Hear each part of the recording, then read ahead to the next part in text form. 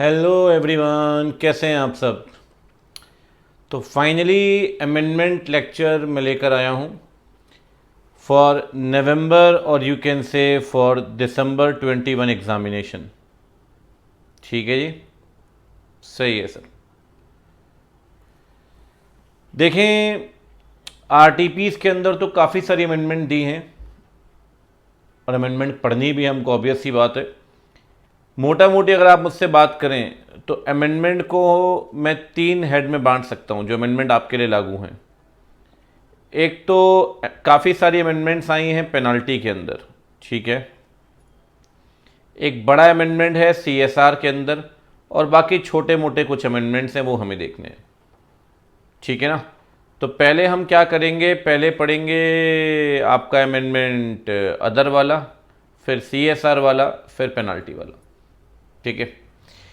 तो बहुत सारे अमेंडमेंट्स हैं, लेकिन बहुत पैनिक कर रहे हैं बच्चे कि सर इतने अमेंडमेंट्स कैसे पढ़ेंगे। मैं आपको बता रहा हूँ सर, आपको इस लेक्चर की ड्यूरेशन पता होगी कि आप देख रहे हैं 1 से 1.5 या 2 घंटे के अंदर मैक्सिमम इसे हम वाइप ऑफ कर देंगे, ठीक है। कोई बहुत मेजर ऐसा कुछ है नहीं, ठीक है। तो शुरू करते हैं बिना कोई देरी किए। ये जो नोट्स हैं, ये नोट्स आप डाउनलोड कर सकते हैं मेरे टेलीग्राम चैनल से। मेरा टेलीग्राम चैनल है CA अंकित ओबरॉय, ठीक है। यहाँ से आप मेरे नोट्स ये वाले डाउनलोड कर सकते हैं, कोई दिक्कत नहीं है। तो शुरू करते हैं यार, बिना कोई देरी किए मुद्दे पे बात करते हैं सीधे। जो पहला अमेंडमेंट आपके सामने है, फर्स्ट, ये है लिस्टेड कंपनी को लेकर। लिस्टेड कंपनी के डेफिनेशन में एक अमेंडमेंट आया है। सर कैसा अमेंडमेंट है, देखिए। अगर आप लिस्टेड कंपनी की बात करें तो अमेंडमेंट के बाद सरकार पता है आपसे क्या कहना चाहती है।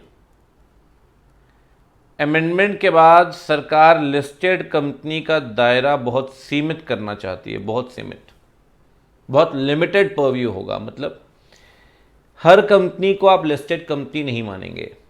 मतलब सर बताता हूं, देखो यार, डीमैट ट्रेडिंग की बात आपने सुनी होगी। पब्लिक कंपनी के लिए अब डीमैट हर जगह कंपलसरी है, हर जगह कंपलसरी है। चाहे वो प्राइवेट प्लेसमेंट करें, चाहे वो पब्लिक इशू करें, चाहे वो बायबैक करें, चाहे शेयर का ट्रांसफ़र करें, हर जगह डीमैट कंपलसरी है। पब्लिक कंपनी जो भी करेगी सब डीमैट में होगा। सर जहाँ तक पब्लिक कंपनी की बात है, अब पब्लिक कंपनी प्राइवेट प्लेसमेंट के अंदर इशू करेगी तब भी डीमैट, तो सर डीमैट फॉर्म उसका अपना खुद का थोड़ी है यार। अगर मेरी एक पब्लिक कंपनी में डीमैट खुद थोड़ी रन कर सकता हूँ। हो सकता है कि आप एक्सचेंज की मदद लें, तो हो सकता है कि प्राइवेट प्लेसमेंट वाली सिक्योरिटी को भी लिस्ट कराएं। मेरी बात समझ रहे हो। अगर एक पब्लिक कंपनी प्राइवेट प्लेसमेंट के तहत किसी को सिक्योरिटी इशू करना चाहती है डीमैट फॉर्म में, तो डीमैट फॉर्म में तो खुद नहीं कर पाएगी ना, तो एक्सचेंज की मदद लेनी पड़ेगी। कहता है सर अगर पब्लिक कंपनी प्राइवेट प्लेसमेंट वाली सिक्योरिटीज एक्सचेंज में लिस्ट कराती है तो उससे कोई फर्क नहीं पड़ता। आपकी कंपनी अनलिस्टेड थी, अनलिस्टेड ही रहेगी। या लिस्टेड तो तब मानेंगे ना जब आपकी सिक्योरिटीज पब्लिक के लिए ओपन होंगी। अगर आप अपनी प्राइवेट प्लेसमेंट वाली सिक्योरिटी लिस्ट करा भी देते हैं, प्राइवेट प्लेसमेंट वाली सिक्योरिटी एक्सचेंज में, तो उसे हम बेसिकली वैसा करने से आपकी कंपनी लिस्टेड कंपनी नहीं बनेगी। थोड़ा इस पर डिटेल डिस्कशन करते हैं। कहता है सर लिस्टेड कंपनी में 3 तरह की कंपनियां नहीं आएंगी। क्या आएंगी वो आखिरी में वर्कआउट कर लेंगे अपन। लिस्टेड कंपनी में 3 तरह की कंपनियां नहीं आएंगी, बिल्कुल भी नहीं। सर कौन कौन सी, ज़रा बताएं। सबसे पहले तो वो पब्लिक कंपनी नहीं आएगी जिसने अपनी सिक्योरिटीज को लिस्ट करवाया है, विच हैज़ लिस्टेड। सर कौन सी सिक्योरिटीज को, ध्यान रखिए, नॉन कन्वर्टेबल डिवेंचर या non convertible preference share. Non convertible debenture और नॉन कन्वर्टेबल प्रेफरेंस शेयर।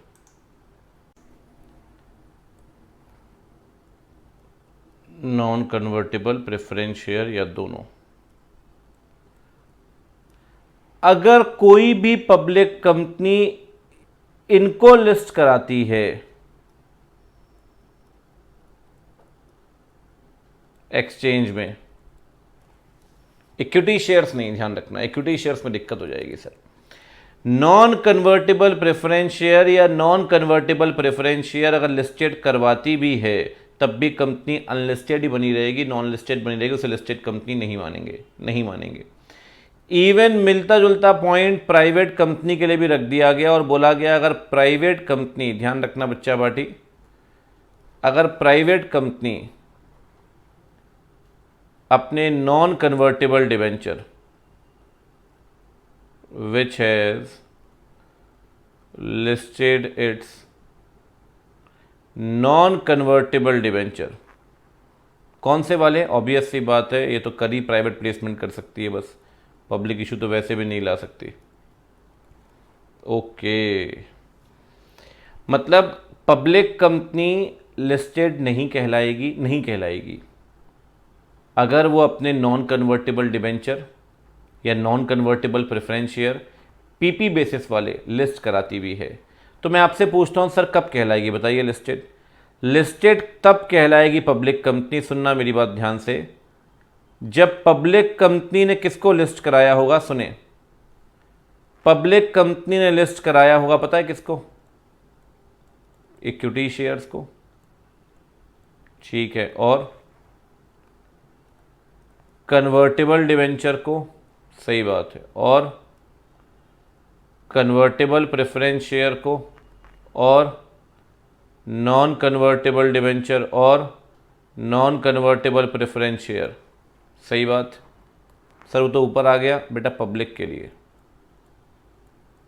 एक बात सोचो, अगर कोई company non convertible debenture public के लिए लिस्ट कराती है, पब्लिक के लिए, तो उसे लिस्टेड मानेंगे ना आप? समझ में आ रही है मेरी बात? पब्लिक कंपनी अगर इक्विटी शेयर या कन्वर्टेबल डिवेंचर या कन्वर्टेबल प्रेफरेंस शेयर या non convertible debenture, non convertible preference share जो पब्लिक के लिए करना चाहती है, अगर उसकी लिस्टिंग करवाती है listed in any recognized stock exchange, तो वो कंपनी, ध्यान रखिए, लिस्टेड कंपनी कहलाएगी, तब वो कंपनी लिस्टेड कंपनी कहलाएगी। समझ में आ रही है बात? पहली कंडीशन क्या होगी? पहली कंडीशन होगी कंपनी होनी चाहिए पब्लिक। दूसरी कंडीशन वो इनमें से किसी को लिस्ट करवाएगी, या तो इक्विटी शेयर्स को, या convertible debenture, convertible preference shares को, या non convertible debenture, non convertible preference shares public के लिए होंगे, और तीसरी बात लिस्टिंग करवाती है तो कोई दिक्कत वाली बात नहीं, ठीक है ना? मतलब लिस्टेड मानेंगे तब, जो नीचे लिखा हुआ है। अमेंडमेंट पता है क्या है? अमेंडमेंट ये है कि लिस्टेड कब नहीं मानेंगे, लेकिन उसके बेसिस पे तो हम ये निकाल सकते हैं ना कि लिस्टेड कब मानेंगे, उसके बेसिस पे हम ये निकाल तो सकते हैं कि लिस्टेड कब मानेंगे, ठीक है ना? एक और अमेंडमेंट है इसमें, कहता है पब्लिक कंपनी अगर फॉरेन में लिस्ट कराती है भले इक्विटी शेयर्स को, पब्लिक कंपनी कहाँ लिस्ट कराती है अपने इक्विटी शेयर्स? फॉरेन कंट्री में, निक्केई में, हैंगसेंग में, डो जोन्स में, कहीं पर भी, ये सब फॉरेन एक्सचेंज आपको पता है। अगर ये इक्विटी शेयर्स कहाँ लिस्टेड करवाती है? फॉरेन कंट्री में, फॉरेन जुरिस्डिक्शन में, in stock exchange situated in foreign jurisdiction, situated in foreign jurisdiction। मतलब एक बात तो क्लियर है सर, हाँ जी बोलो, कि अगर इंडिया में आपकी कंपनी लिस्टेड नहीं है कहीं भी और आप जाके सिंगापुर में लिस्ट करवाते हैं, ठीक है ना, तो इंडिया में उसे नॉन लिस्टेड कंपनी मानेंगे, अनलिस्टेड कंपनी मानेंगे। सिर्फ बाहर लिस्टिंग करवाने से, भले इक्विटी शेयर भी करवा दो बाहर, आपकी कंपनी इंडिया में लिस्टेड नहीं कहलाएगी। As simple as that. India में लिस्टिंग करवाओगे इक्विटी शेयर्स की या कन्वर्टेबल प्रेफरेंस शेयर की या कन्वर्टेबल डिवेंचर की, क्योंकि अगर इंडिया में आपने इन चीज़ों को लिस्ट करवाया, इन चीज़ों को, तो भी आपकी कंपनी अनलिस्टेड कहलाएगी। प्रिसाइजली मेरी बात ध्यान रखिए, इन तीनों कंपनी को लिस्टेड कंपनी नहीं मानेंगे। एक तो पब्लिक कंपनी जो बाहर लिस्टिंग करवाती है, एक प्राइवेट कंपनी इसने अपने नॉन कन्वर्टेबल डिवेंचर लिस्ट कराए हैं, एक पब्लिक कंपनी इसने अपने नॉन कन्वर्टेबल डिवेंचर या नॉन कन्वर्टेबल प्रेफरेंशियल लिस्ट कराए हैं, लेकिन पीपी बेसिस वाले, उसे भी लिस्टेड कंपनी नहीं मानेंगे आप। बात आ रही है समझ में? ठीक है सर, ये है लिस्टेड कंपनी का अमेंडमेंट। ठीक है जी, ठीक है सर, कोई दिक्कत नहीं है, ये हमने डन कर लिया है, डन। अच्छा, एक अमेंडमेंट आया है स्मॉल कंपनी के अंदर, बहुत माइनर अमेंडमेंट है लेकिन बहुत इंपॉर्टेंट अमेंडमेंट है। कैसा अमेंडमेंट है सर बताइए, प्लीज़ बताइए। अमेंडमेंट क्या कहता है? अमेंडमेंट कहता है जी स्मॉल कंपनी का, आपको याद होगा स्मॉल कंपनी पे एक लिमिट होती थी मैक्सिमम कैपिटल की, मैक्सिमम लिमिट थी, बिल्कुल थी सर। कैपिटल की जो मैक्सिमम लिमिट थी कि स्मॉल कंपनी में मैक्सिमम कैपिटल 50 लाख होगी और टर्नओवर जो है वो 2 करोड़ होगा, इसे सरकार ने बढ़ा दिया है और अब कैपिटल की मैक्सिमम लिमिट 2 करोड़ कर दी गई है और टर्नओवर की मैक्सिमम लिमिट बढ़ाकर 20 करोड़ कर दी गई है। ठीक है ना जी? कैपिटल अब 50 लाख की जगह 2 करोड़ होगी और टर्नओवर अब कितना, 2 करोड़ की जगह 20 करोड़ होगा। 50 लाख की जगह 2 करोड़, 2 करोड़ की जगह 20 करोड़। ये है स्मॉल कंपनी का अमेंडमेंट। ठीक है, आगे बढ़ते हैं सर, बात करते हैं ओपीसी वाले अमेंडमेंट की। देखिए ओपीसी में ना कुछ बच्चे कंफ्यूज होंगे, जैसे कभी किसी से बात होती है तो कहते हैं थोड़ा कन्फ्यूज़न है, मैं कहता हूँ कोई कन्फ्यूज़न नहीं है जी। आप देखो, अगर आपको ओपीसी थोड़ा भी याद हो तो ओपीसी में आपने पढ़ा होगा कि ओपीसी में मेंबर और नॉमिनी बनने के लिए 4 कंडीशन पूरी करनी पड़ती हैं। 4, सबसे पहले तो आपका मेजर होना चाहिए, सही बात है। दूसरा आपका होना चाहिए नेचुरल पर्सन, बिल्कुल ठीक बात है। तीसरा आपका होना चाहिए नेचुरल पर्सन के साथ साथ इंडिया का सिटीजन, सही बात है। और चौथी बात होनी चाहिए आप होगे इंडिया के रेसिडेंट। ठीक है ना, सही बात। और रेसिडेंट कब मानेंगे? आपको याद होगा रेसिडेंट तब मानेंगे जब आपने पिछले साल में 182 दिन गुजारे होंगे in the immediately preceding financial year, तब आपको रेसिडेंट मानेंगे। अमेंडमेंट क्या आया है सुनना, अमेंडमेंट आया है कि जो रेसिडेंशियल स्टेटस वाली कंडीशन थी उसे हटा दिया गया।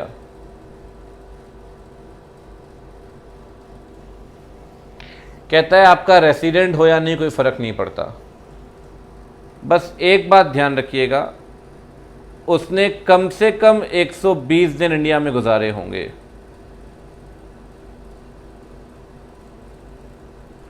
पिछले साल।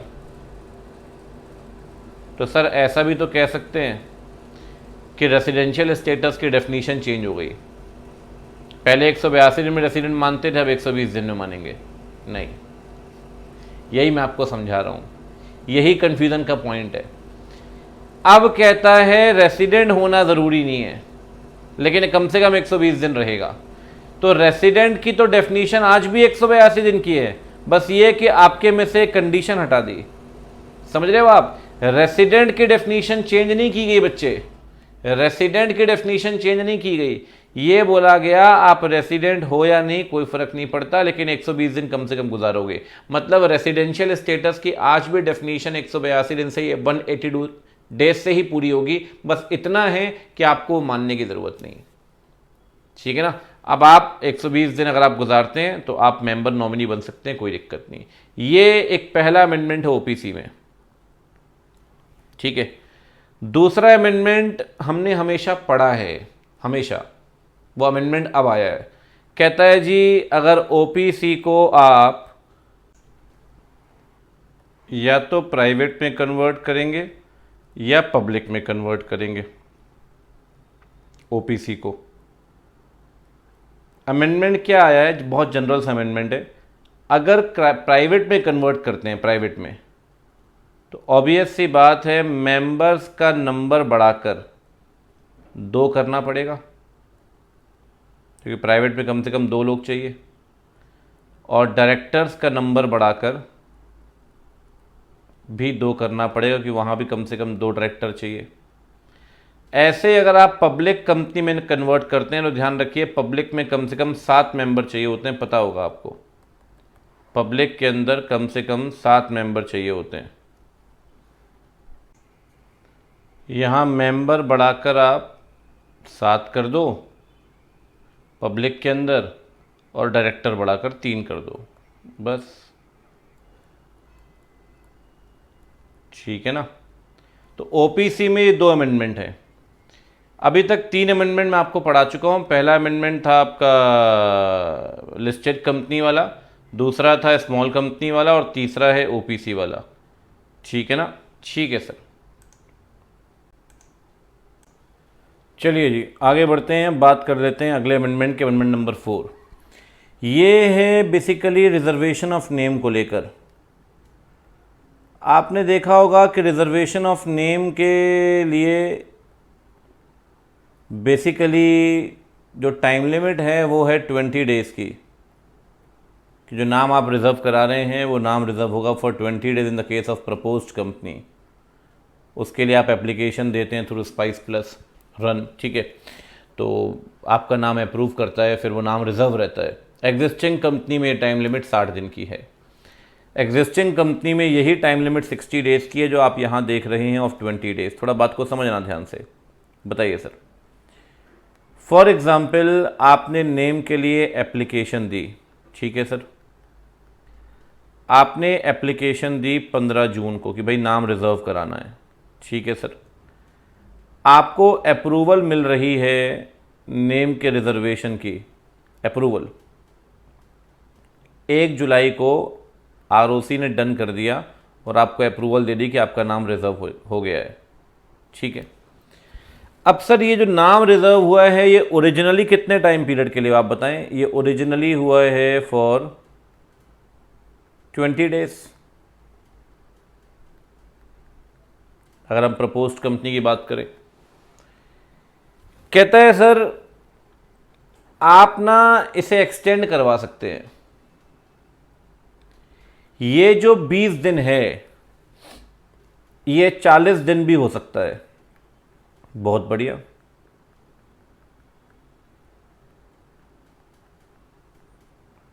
और ये जो 20 दिन आप देख रहे हैं, 20 दिन, ये 60 दिन भी हो सकता है। ओके, मतलब आपको 40 दिन भी मिल सकते हैं और 60 दिन भी। मतलब सर एडिशनल 40 दिन या एडिशनल 20 दिन? 20 दिन तो हैं और 20 दिन इस केस में प्लस 20। यहाँ 20 दिन तो हैं, यहाँ पर आप बोलेंगे प्लस 40। मतलब जो अप्रूवल का टाइम पीरियड है वो बढ़ सकता है। 20 दिन का ओरिजिनल टाइम पीरियड है अप्रूवल, जिस दिन आपका अप्रूवल हुई आपका नाम 20 दिन के लिए रिजर्व रहेगा। ये 40 दिन हो सकता है अप्रूवल रिजर्वेशन का टाइम पीरियड। ये 60 दिन भी हो सकता है। क्या करना पड़ेगा सर? सरकार को चाहिए पैसा। 1000 रुपये की फ़ीस दे दो और यहाँ 3000 रुपये फ़ीस दे दो। मतलब सर आप ये कह रहे हो कि एक्सटेंशन हो सकता है? बिल्कुल हो सकता है जी, क्यों नहीं हो सकता। 2 केसेस हैं। पहला केस आप कह रहे हो कि अप टू 40 डेज के लिए एक्सटेंशन हो सकता है। बिल्कुल हो सकता है सर। और दूसरा आप कह रहे हो अप टू 60 डेज के लिए। 20 दिन तो हैं, यहाँ 40 दिन, यहाँ 60 दिन। अप्रूवल से 40 दिन, अप्रूवल से 60 दिन। क्या करना पड़ेगा? यहाँ देने पड़ेंगे 1000 रुपये और यहाँ देने पड़ेंगे 3000 रुपये। बस ये ध्यान रखिए, ठीक है सर। 1000 रुपये देंगे तो 40 दिन हो जाएंगे और 3000 रुपये देंगे तो 60 दिन हो जाएगा। हाँ, इतना ज़रूर ध्यान रखना, ये जो पेमेंट आप दोगे ना ये 20 दिन के अंदर देनी है हर हालत में, क्योंकि एक बार 20 दिन निकल गए फिर एक्सटेंशन नहीं मिलेगा सर। जो 1000 और 3000 रुपये देने हैं ये 20 दिन के अंदर ही पेमेंट करनी होगी हर हालत में। ठीक है सर, कर देंगे, कोई दिक्कत नहीं है। ये जो पेमेंट करेंगे विद इन 20 डेज, ये जो पेमेंट करेंगे विद इन 20 डेज, कोई दिक्कत नहीं है। सर एक बात बताओ, जैसे 40 दिन यहाँ मिल गया 2,000 रुपये देकर, हाँ जी, तो इसके बाद फिर और 20 दिन ले सकते हैं क्या? मतलब जैसे या तो दो ऑप्शन हुए, या तो स्टार्टिंग में 40 करवा लो या फिर 60 करवा लो, फीस के ऊपर डिपेंड करता है। क्या ऐसा पॉसिबल है कि पहले 40 दिन ले लिया और फिर आपका नाम और रिजर्व कराना चाहते हैं, आप कहते हैं नहीं यार 60 दिन कर दो, क्या 40 को 60 में तब्दील कर सकते हैं क्या? क्या इसे बढ़ाकर अगेन 60 डेज तक कर सकते हैं? सरकार कहती है हाँ, इसके लिए 2,000 रुपये फीस देनी पड़ेगी। सही बात तो वही आ गई ना, और फीस देंगे यहाँ 40 दिन तक, बात तो वही आ गई ना।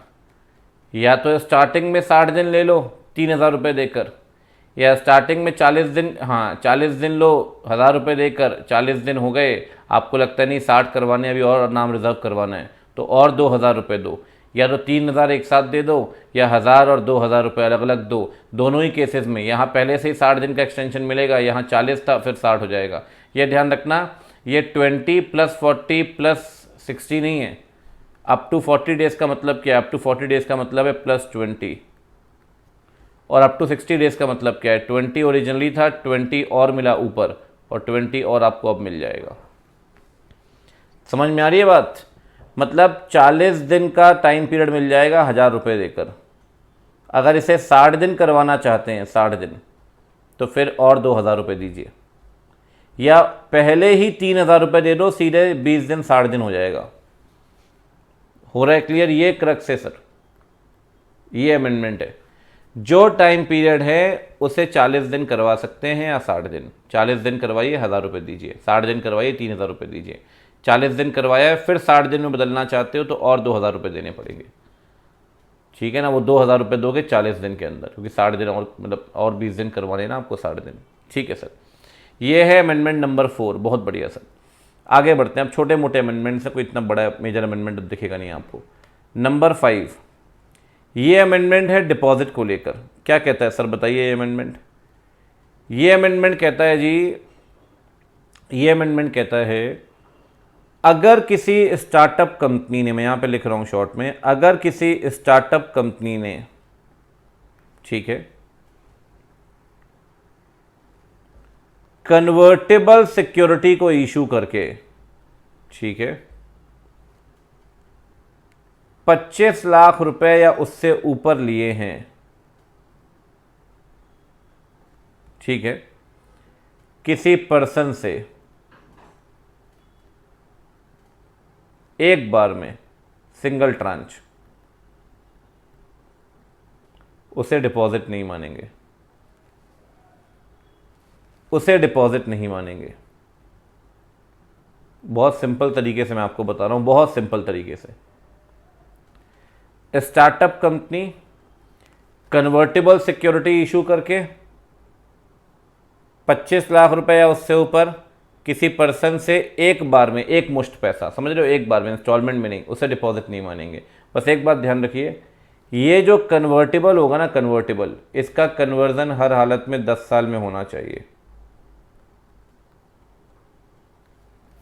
मतलब startup company convertible security issue करती है, इसे कन्वर्जन 10 साल से ऊपर या नहीं होगा, मतलब 10 साल के अंदर कन्वर्जन होना ज़रूरी है। 25 लाख रुपए या उससे ऊपर किसी पर्सन सिंगल एक मुश्त पैसा रिसीव करती है, वो डिपॉजिट नहीं है। हाँ जी बिल्कुल, मतलब कई सारे सब पॉइंट्स मैंने बना दिए हैं, ये अमेंडमेंट है। स्टार्टअप कंपनी कन्वर्टेबल सिक्योरिटी 10 साल के अंदर कन्वर्ट हो जाएगी, 25 लाख रुपए या उससे ऊपर सिंगल पर्सन से एक बार में, उसे डिपॉजिट नहीं मानेंगे। ठीक है सर, ये है अमेंडमेंट नंबर 5। अगले अमेंडमेंट की बात करते हैं सर। अगला अमेंडमेंट है अमेंडमेंट नंबर 6। ये क्या कहता है सर? हाँ, ये अमेंडमेंट जो है ये बेसिकली आपका डिपॉजिट को लेकर ही है। हालांकि आरटीपी ने इस अमेंडमेंट को रखा नहीं है, हमें भी, हमारे लिए भी इतना रेलिवेंट नहीं है। ये अमेंडमेंट ना पिछले साल आया था, इतना रेलेवेंट नहीं है। क्या कहता है सर, आप सबने पढ़ा होगा कि डिपॉजिट रीपेमेंट रिजर्व में 20% पैसा ट्रांसफ़र करना पड़ता है 30 अप्रैल तक, शायद आपको याद हो। जो डिपॉजिट मैच्योर होंगे 30 अप्रैल तक पैसा ट्रांसफ़र करना पड़ेगा 20%। पिछले साल सरकार ने कोविड को देखते हुए 30 अप्रैल की लिमिट बढ़ाकर 31 दिसंबर कर दी थी।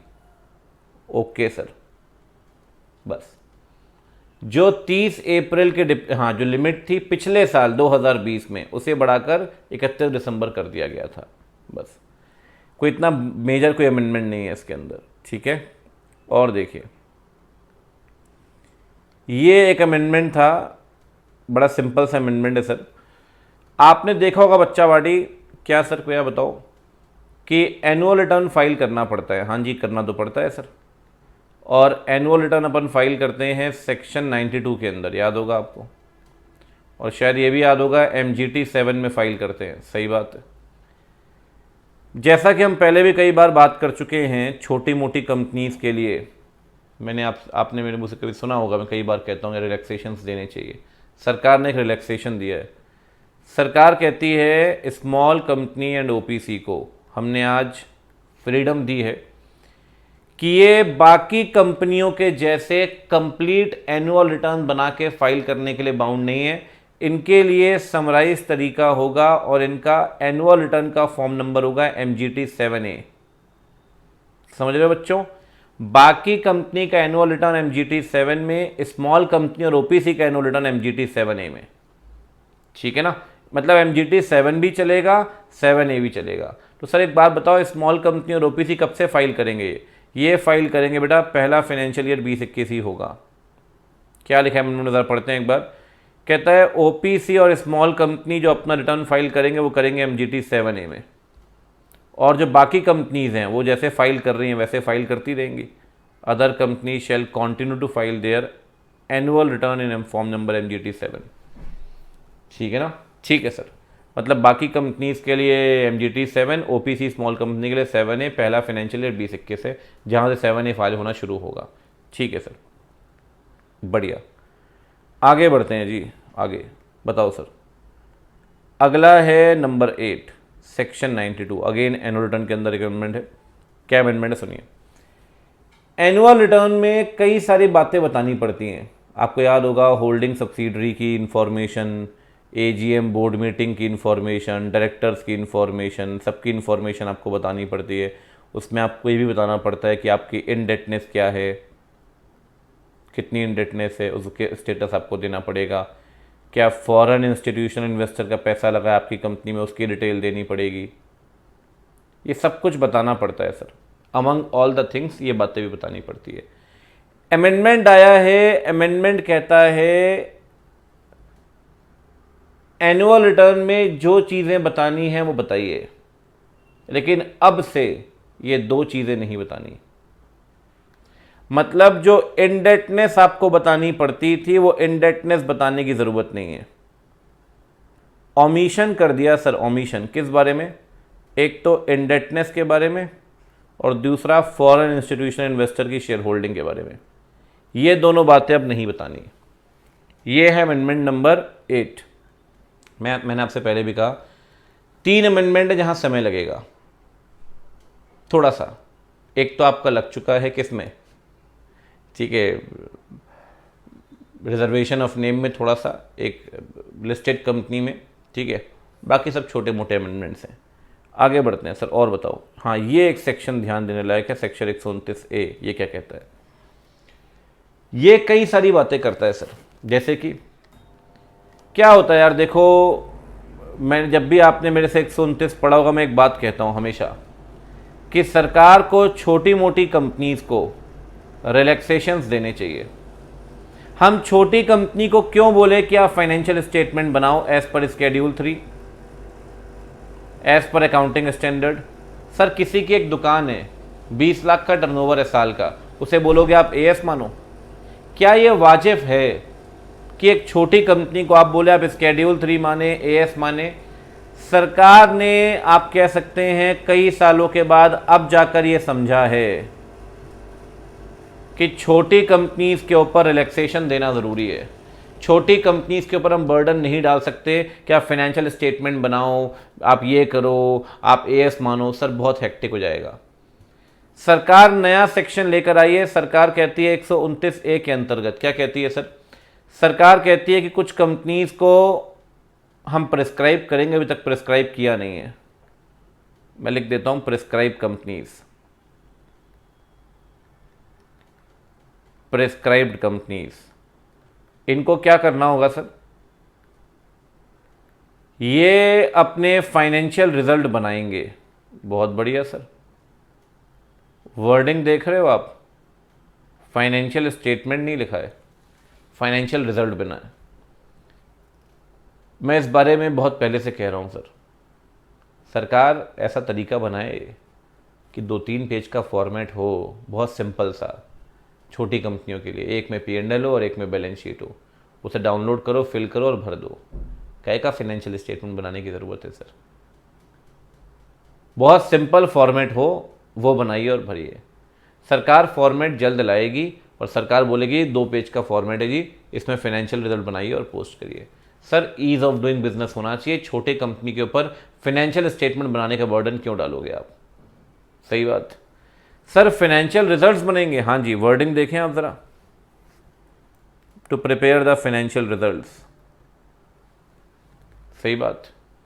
तो सर जैसे फाइनेंशियल स्टेटमेंट में अप्रूवल लगती है, हाँ यहां भी बोलेंगे बोर्ड की अप्रूवल लो, ऐसी कोई दिक्कत नहीं है।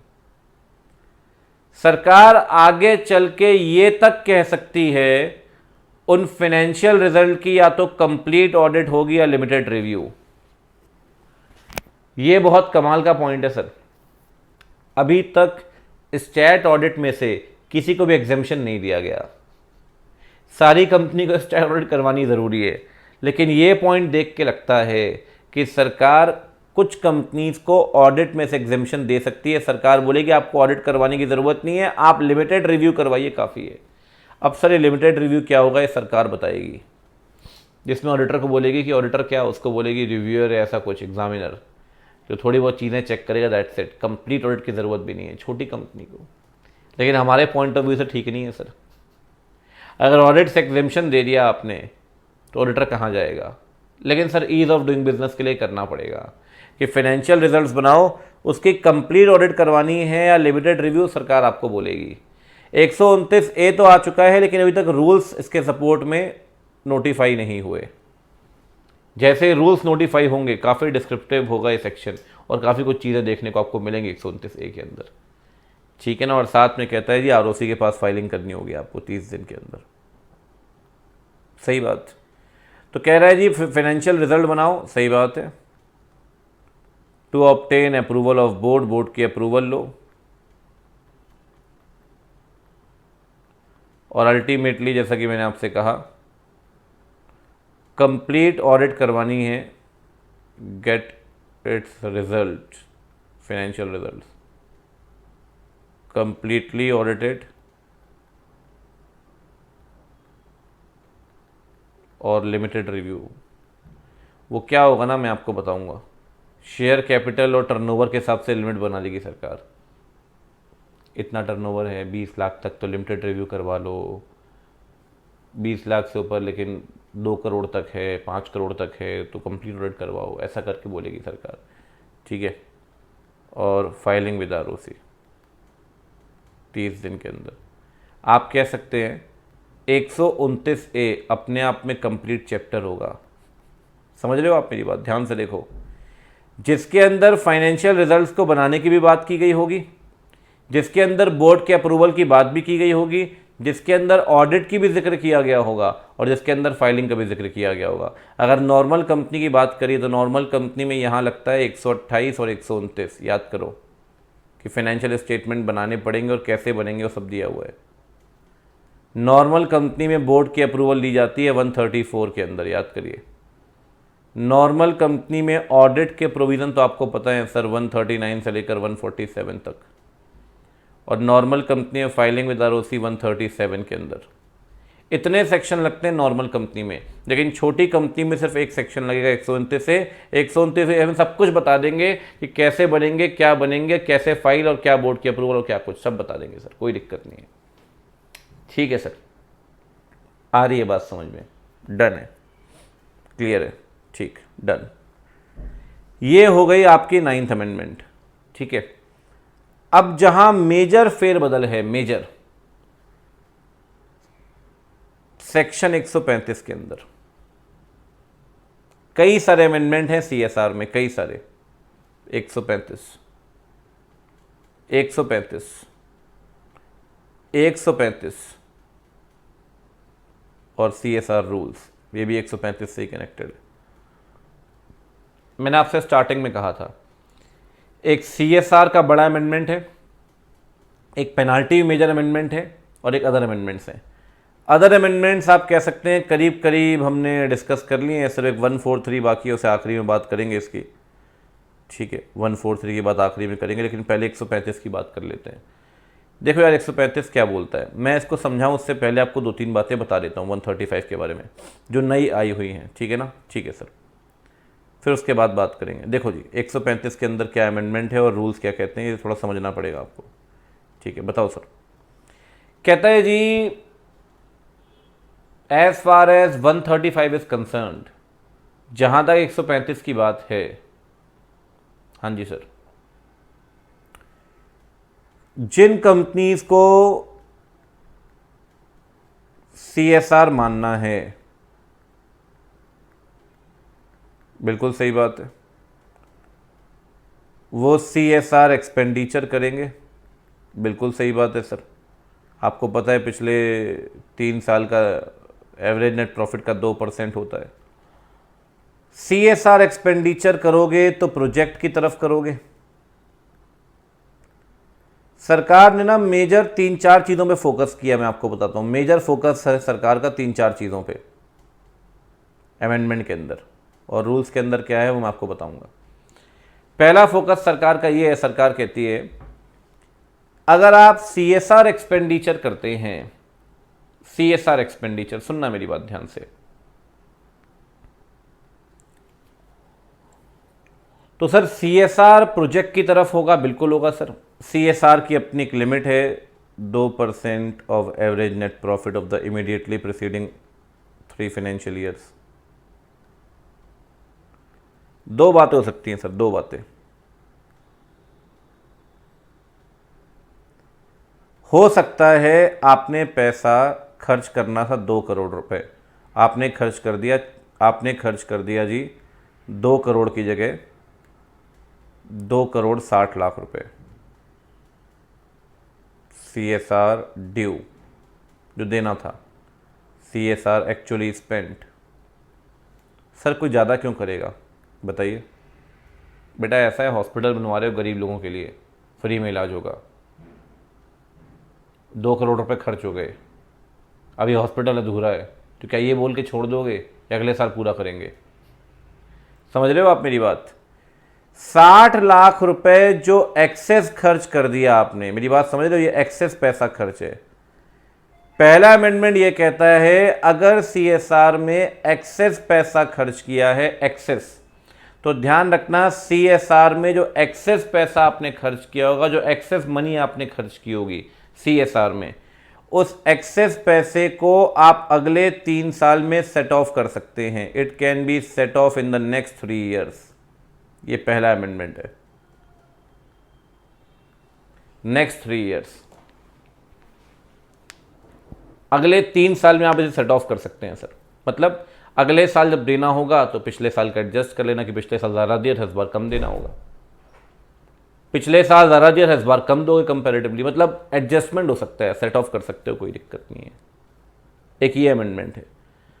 दूसरा अमेंडमेंट क्या है सर, कई बार ऐसा भी होता है कि आपको सीएसआर खर्च करना पड़ता है। फॉर एग्जाम्पल आपने बनाया एक सीएसआर, मान लेते हैं एक सीएसआर आपने बनाया, कोई प्रोजेक्ट के लिए पैसा इकट्ठा किया, कोई फंड बनाया कि जी हम इस पे खर्च करेंगे 2 करोड़ रुपए। ठीक है, कोई प्रोजेक्ट था आपका, आपने 1.5 करोड़ खर्च किया। 50 लाख रुपए फंड में अनस्पेंट बच गया, अनस्पेंट। ठीक है, ऊपर वाले में एक्सेस था या अनस्पेंट है।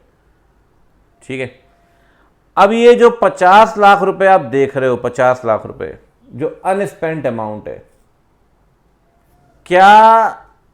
क्या इसे यहां पर बिजनेस का पैसा मान लें? नहीं सर, कहता है जो अनस्पेंट अमाउंट है इसे बिजनेस प्रॉफिट मत मान लेना भाई। This will not be treated as business profit. ये आपका बिजनेस प्रॉफिट नहीं कहलाएगा, ध्यान रखिए। रादर आप एक काम करो, जो अनस्पेंट पैसा है उसे स्केड्यूल 7, आपको पता है CSR का स्केड्यूल 7 लगता है, स्केड्यूल 7 के अंदर जो एस्टैब्लिश्ड फंड है उसमें ट्रांसफ़र कर दो। बाद में उसमें से खर्च करते रहना आने वाले सालों में, क्या दिक्कत है? समझ में आ रही है बात? जो फंड आपने खुद बनाया उसमें से कुछ खर्च किया, कुछ बच गया, बचा हुआ पैसा बिजनेस प्रॉफिट में काउंट नहीं होगा, उसे CSR के हिसाब से जो फंड है उसमें ट्रांसफर कर दीजिए। आने वाले सालों में 50 लाख रुपए को खर्च करते रहना, क्या दिक्कत है? ठीक है, एक ये पहला अमेंडमेंट है, मैं सिंप्लीफाइड लिख भी दूंगा, लिखा भी हुआ है, बल्कि CSR मैंने खुद ही सिंप्लीफाइड नोटिंग की हुई है, लेकिन मैं आपको समझा रहा हूँ अभी। ठीक है सर, मैं दिखाता हूँ आपको 2-3 बातें जो हैं। ठीक है, देखो सबसे पहली बात क्या दी है, अगर कंपनी ने एक्सेस से ज़्यादा खर्च किया है, एक्सेस से ज़्यादा, तो कंपनी उसे सेट ऑफ कर सकती है उस एक्सेस पैसे को आने वाले सालों में। एक्सेस पैसे को आप सेट ऑफ कर सकते हैं आने वाले सालों में। कितने सालों में सर? यहां तो लिखा नहीं है, अमेंडमेंट के अंदर लिखा है ना, रूल्स में। अमेंडमेंट सेक्शन में नहीं लिखा तो क्या हुआ, रूल्स में लिखा हुआ है। मैं आपको आखिरी में बता दूंगा आपके लिए क्रक्स क्या होगा, अभी सिर्फ समझना है ज़रूरी, लिखना तो खैर बात की बात है, वो कोई दिक्कत नहीं है, बताता हूँ आपको। ठीक है,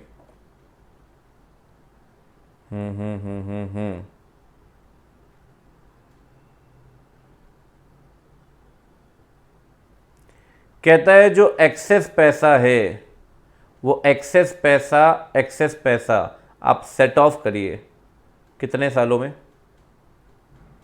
इमीडिएटली सक्सीडिंग 3 फाइनेंशियल ईयर्स। उसके लिए BR पास करना ज़रूरी है, ध्यान रखना।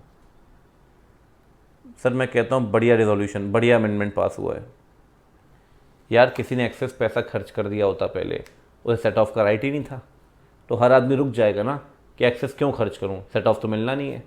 आज अगर एक्सेस खर्च करोगे सेट ऑफ मिलेगा आपको, क्या दिक्कत है? ठीक। दूसरी बात, मैंने आपसे कहा ठीक है, अगर कोई पैसा अनस्पेंट है, अनस्पेंट, तो ध्यान रखिए अनस्पेंट पैसे को ठीक है, हाँ,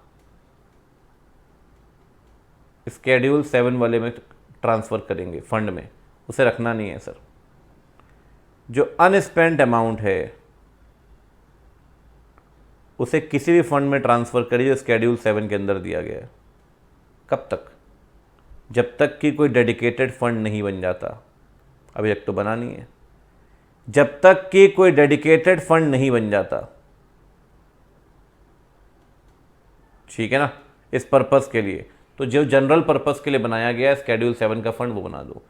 सर सेम ही तो लग रहे हैं, सेम नहीं लग रहे हैं, पढ़ना ज़रा ध्यान से। Until a fund is specified in Schedule 7 for the purpose of transferring the unspent CSR amount, जब तक कि कोई डेडिकेटेड फंड नहीं बन जाता अनस्पेंट अमाउंट के लिए, डेडिकेटेड फंड फॉर अनस्पेंट अमाउंट, तो जो जनरल फंड बनाया गया है स्केड्यूल 7 के अंदर, वहां पैसा ट्रांसफर करोगे। जनरल फंड है ये, जब तक कि कोई डेडिकेटेड स्पेसिफिक फंड नहीं बनता जनरल फंड में पैसा ट्रांसफ़र कर दो। ठीक है सर, कोई दिक्कत नहीं है। और बताता हूँ आपको 2-3 बातें हैं, बड़ी सिंपल सी चीज़ें हैं, ऐसी कोई बहुत ज़्यादा कोई टेक्निकलिटी नहीं है। मैं आपको बताऊँ CSR के अंदर बस थोड़ा इंटर लिंकेज को समझना है, वो ज़रूरी है। ठीक है,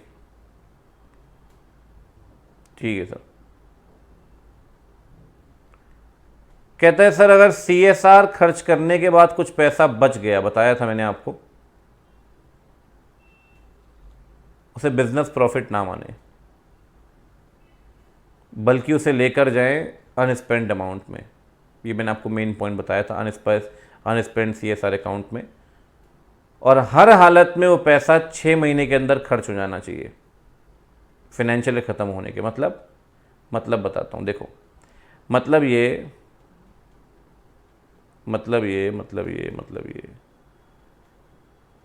कि ये जो 50 लाख रुपए है ना, ये स्केड्यूल 7 में ट्रांसफ़र कर दो, ठीक है, जो स्केड्यूल 7 में जो जनरल फंड होगा उसमें ट्रांसफ़र कर दो।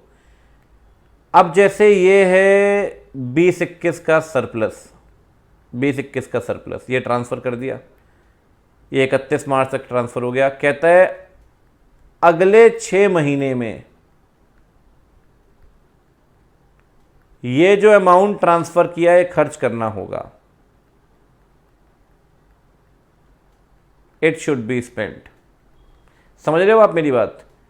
जो भी पैसा बच गया है, जो भी सरप्लस है, वहां पे पैसा खर्च करके इसे बिजनेस प्रॉफिट ना माने, इसे स्केड्यूल 7 के फंड में ट्रांसफर करें। और अगर ट्रांसफर कर देंगे तो ऐसा नहीं है जीवन भर यहीं रखोगे अनस्पेंड पैसा, ये पैसा हर हालत में अगले 6 महीने में खर्च करना होगा, अगले 6 महीने में खर्च करना होगा। मतलब आप कह सकते हैं ये पैसा खर्च कर दीजिए, जो भी अनस्पेंड अकाउंट में पैसा आया होगा 1 अप्रैल 2021 से 30 सितंबर 2021 के बीच में, ठीक है ना, क्योंकि 20-21 में 31 मार्च को आपने ट्रांसफ़र कर दिया जो भी अनस्पेंड अकाउंट में ट्रांसफ़र करना था। कह रहा है अगले 6 महीने में इस पैसे को 50 लाख रुपए को खर्च करना पड़ेगा इन 6 महीनों में। This 50 lakh rupees shall be utilize in this, shall be spend in these 6 months, ठीक है ना। ठीक है सर, थोड़ा समझना पड़ेगा इन चीज़ों को, बाकी तो कुछ नहीं है। अच्छा, एक तो ये अमेंडमेंट जो था वो मैंने आपको बता दिया, ठीक है, ठीक है सर। एक अमेंडमेंट वहाँ मैंने आपको बता दिया, ठीक है सर। अच्छा, 1-2 अमेंडमेंट और हैं, देखिएगा। आपको पता है CSR कमेटी बनानी ज़रूरी नहीं है, CSR कमेटी बनानी ज़रूरी नहीं है, अब बनानी पड़ती थी। सर क्या बनाएंगे ही नहीं? नहीं, कहता है अगर 50 लाख से ऊपर आपका CSR एक्सपेंडिचर नहीं है तो CSR कमेटी नहीं बनानी है आपको। बड़ा अमेंडमेंट है, टर्नओवर नहीं, नेट प्रॉफिट नहीं, जो पैसा खर्च करना है, जो 2% निकालते हो ना आप, 2% CSR एक्सपेंडिचर जो देना है आपको, अगर वो 50 लाख से एक्सीड नहीं करता तो CSR कमेटी नहीं बनानी है आपको। ओके सर, तो ये रूल के अंदर भी दिया गया पॉइंट।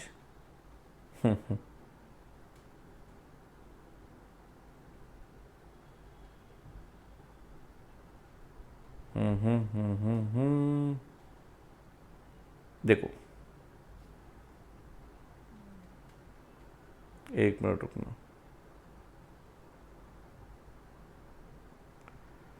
नहीं लिखा तो मैं ही लिख दूंगा, क्योंकि रूल आपके लिए मैं कंप्लीट कर दूंगा, फिर आपको 2 जगह सेक्शन और रूल के अंदर अलग अलग पढ़ने की ज़रूरत नहीं है, ठीक है। रूल अगर आपने पढ़ लिया वो आपके लिए काफ़ी होगा। CSR committee is not compulsory, अब से। कब? अगर CSR expenditure is less than 50 lakh rupees, CSR committee बनानी ही नहीं आपको, बनानी ही नहीं, ठीक। तो एक ये अमेंडमेंट था, एक्सेस पैसा 3 साल में सेट ऑफ होगा। दूसरा अमेंडमेंट पढ़ाया कि पैसा अगर सरप्लस है अनस्पेंड अकाउंट में ट्रांसफ़र करिए, 6 महीने में खर्च करिए। ये अमेंडमेंट बड़े बेसिक से अमेंडमेंट है, बड़े बेसिक से।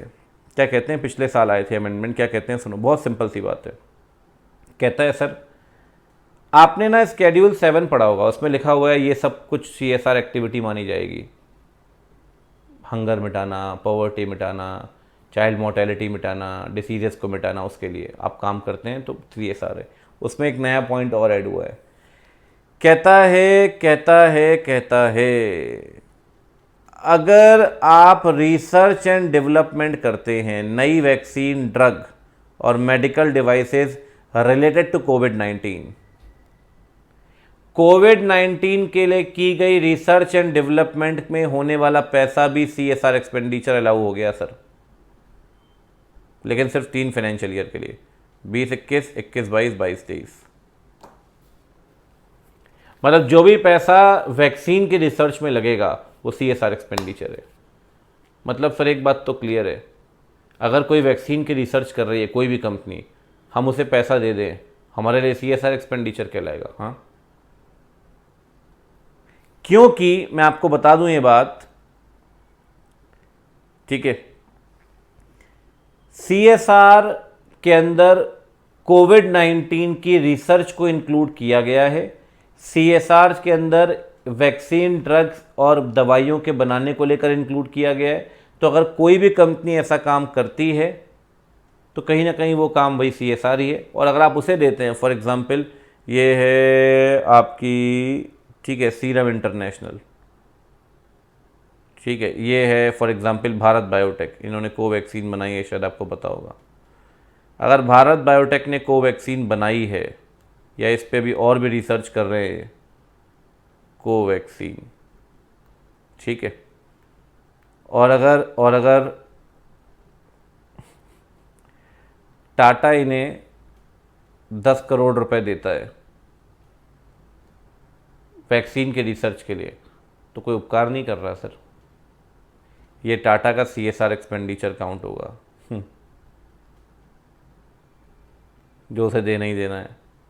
कहीं और खर्च करता है, यहाँ कर दिया, नाम भी हो गया, ठीक है ना।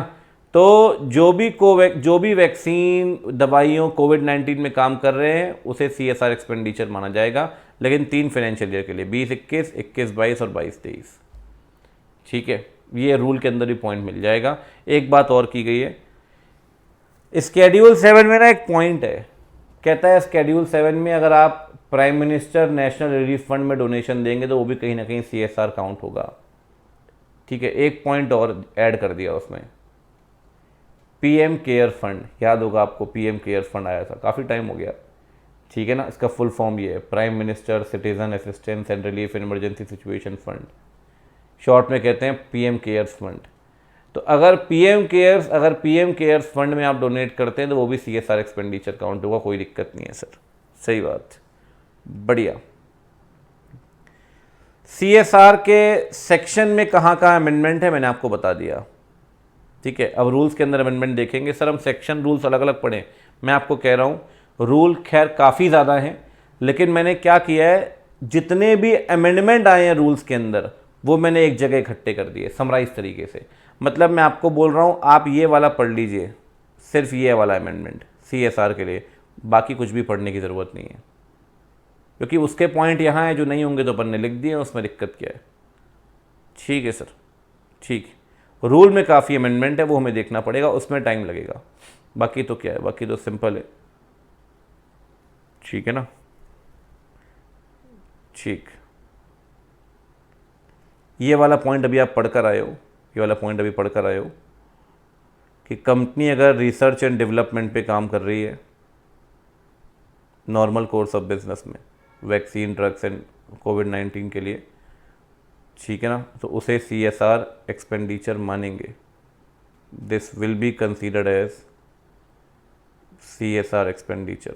ये आपने ऊपर भी पढ़ा है, सेम पॉइंट है। मतलब सर सेक्शन के अमेंडमेंट पढ़ने की ज़रूरत नहीं, रूल पढ़ लें वो काफ़ी है। हाँ, कह सकते हैं आप, रूल पढ़ लें वो काफ़ी है, बस ये 15 नंबर अमेंडमेंट पढ़ लो, सब कंप्लीट है CSR के बारे में, ठीक है। हाँ, बस 2 बातें ध्यान रखिए इसमें, आप 2 बातें इस वाले में, इसमें 2 बातें ध्यान रखिए।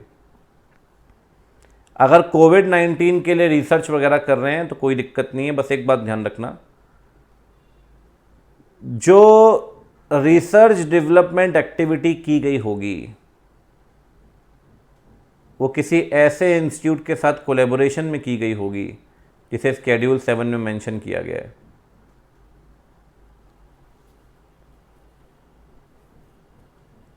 स्केड्यूल 7 में इंस्टीट्यूशंस की लिस्ट मेंशन्ड है, उसमें से किसी भी इंस्टीट्यूशन के साथ।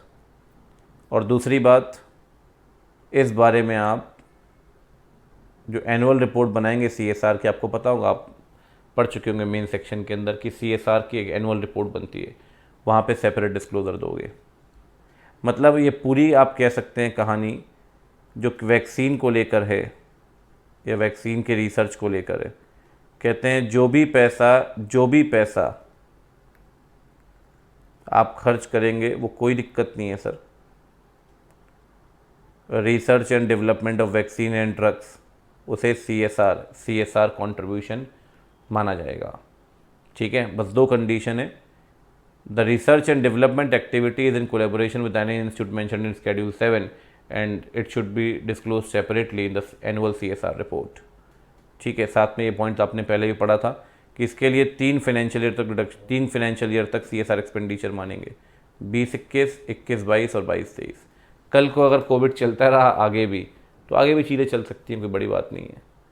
ठीक है ना, डन है सर, कोई दिक्कत नहीं है, बढ़िया डन हो गया, कोई समस्या कोई दिक्कत वाली बात नहीं।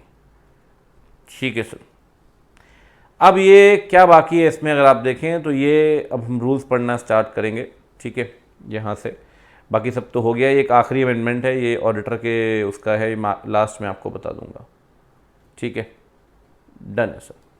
चलिए जी आगे बढ़ते हैं, तो आखिरी जो अमेंडमेंट है वो कर लेते हैं, CSR का ये वाला अमेंडमेंट। ठीक है, देखिए क्या क्या चीज़ें आई हैं मैं आपको बता देता हूँ। सबसे पहले CSR की जो डेफिनीशन है वो उसे चेंज कर दिया गया है, यह डेफिनीशन मॉडिफाई कर दी गई है। क्या बोली गई है सर डेफिनीशन, देखें, कहता है CSR का मतलब है वो एक्टिविटीज़ जो कंपनी करेगी इन pursuance of the obligation laid down in section 135। सही बात है, कोई भी एक्टिविटी अगर आप करते हैं क्योंकि आपके ऊपर ऑब्लिगेशन है 135 सेक्शन के अंदर ऐसा करने के लिए, एज पर द रूल्स अगर आप करते हैं वो CSR एक्टिविटी मानी गई है।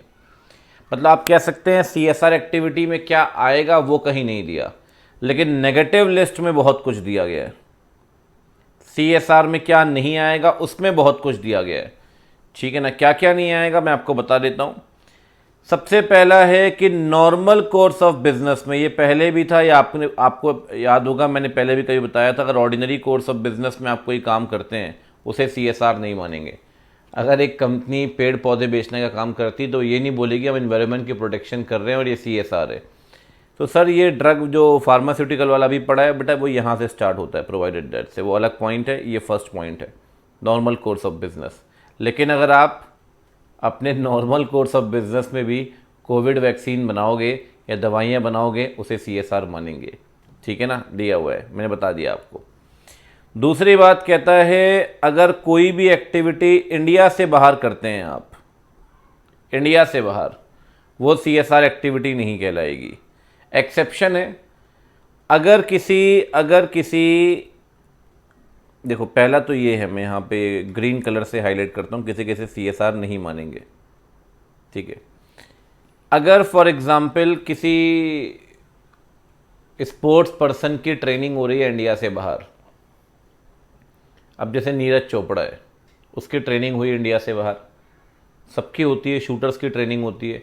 आपने देखा होगा कि जिंदल जो कंपनी है उन्होंने काफ़ी स्पॉन्सर किया, काफ़ी उसकी ट्रेनिंग में भी हेल्प की। तो अगर एक बात समझना, अगर जिंदल स्टील नीरज चोपड़ा की ट्रेनिंग करवाती है फॉर एग्जांपल बेल्जियम में, फॉर एग्जांपल रशिया में, वहाँ जो खर्च होते हैं पैसे, उसे जिंदल स्टील का CSR एक्सपेंडिचर मानेंगे, भले ही ट्रेनिंग इंडिया से बाहर हो रही है।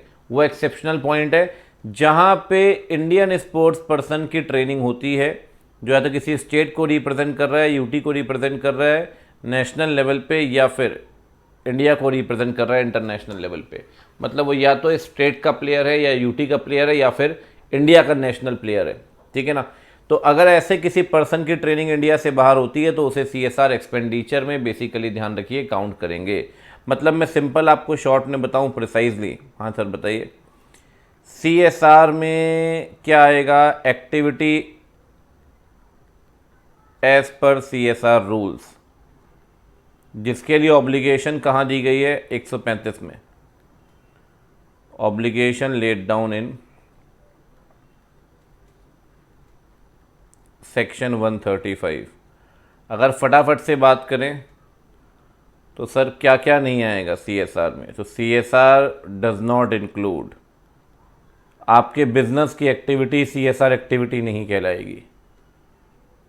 Activity in ordinary course of business, ठीक है, एक्टिविटी आउटसाइड इंडिया। लेकिन गौर करने वाली बात यह है कि दोनों का अपना अपना एक्सेप्शन है। पहला एक्सेप्शन ये है कि अगर वैक्सीन के लिए या कोविड-19 के लिए, ठीक है ना,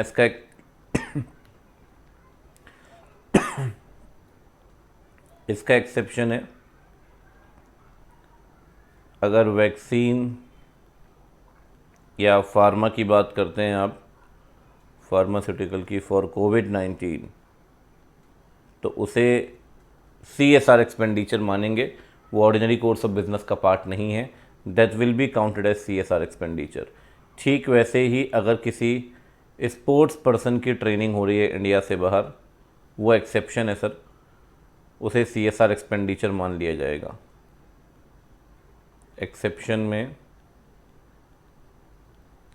training of sports person, training of sports person